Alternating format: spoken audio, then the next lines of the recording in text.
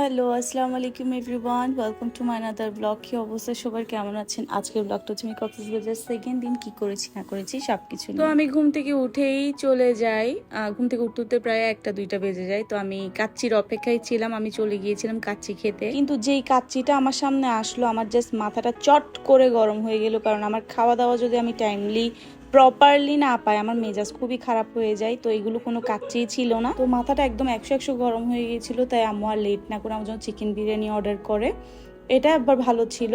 দেন হচ্ছে আমরা চলে যাই ইনানি বিচের ওই সাইডে। খুব সুন্দর একদম পরিবেশটা, একদম ঠান্ডা নিরিবিলি, এত ভালো লাগছিল। আর মানুষজন এবার কক্সবাজারে অনেক অনেক অনেক কম ছিল।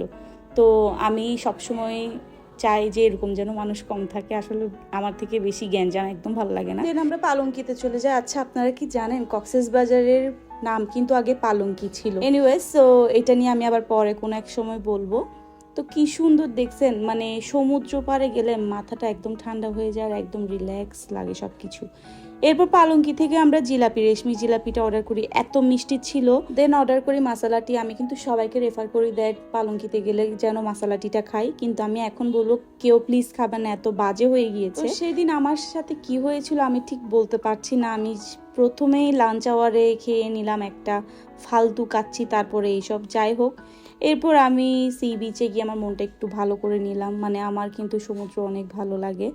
তারপর আমি আর বেশি ব্লগ করতে পারি নাই, ওখান থেকে ডিরেক্ট চলে যাই কাসুন্দিতে। কাসুন্দি রেস্টুরেন্ট কিন্তু আমার খুবই পছন্দ, বিশেষ করে কাবাব। আর সেদিন আমি আসলে একদম ডিনার টাইম হয়ে গিয়েছিল, তাই আমি কাবাব আইটেম কিছু নিই নেই। আমি উপরে উঠে যাই and soup, wonton, chicken fry এগুলোই খেয়েছিলাম।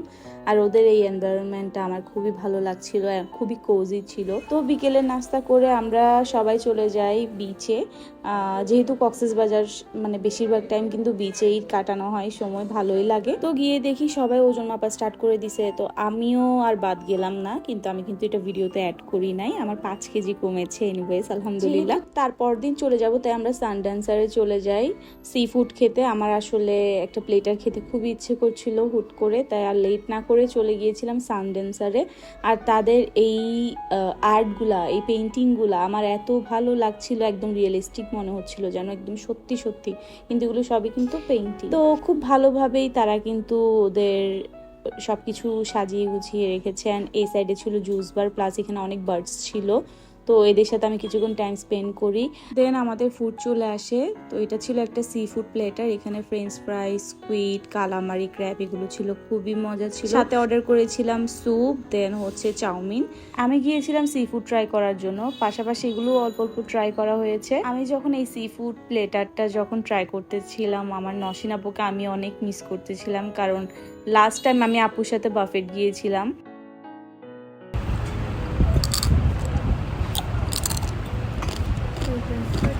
তো খুবই মজা ছিল আসলে। আমি নেক্সট টাইম গেলে আবারও যাব।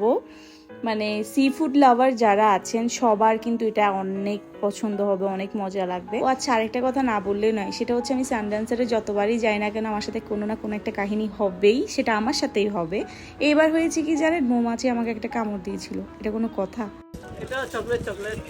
এটা কি এখন খাইলে তাড়াতাড়ি শেষ হয়ে যাবে? না, লাগবে না, এখান থেকে যাবার পর চিটাগাং যাবেন, শেষ হবে তখন। ওয়াও, এটা তো নেওয়া উচিত। এটা থ্যাংক ইউ মামা। দাও তো মা यहाँ दे दी बोलो, जा दी बोलो।